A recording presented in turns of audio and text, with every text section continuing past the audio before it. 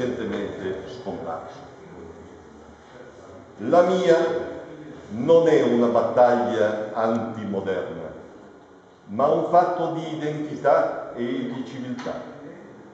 La marcia di autodistruzione del nostro favoloso mondo veneto, ricco di arte e di memorie, è arrivata ad alterare la consistenza stessa della terra che ci sta sotto i piedi. I boschi, i cieli, la campagna sono stati la mia ispirazione poetica fin dall'infanzia.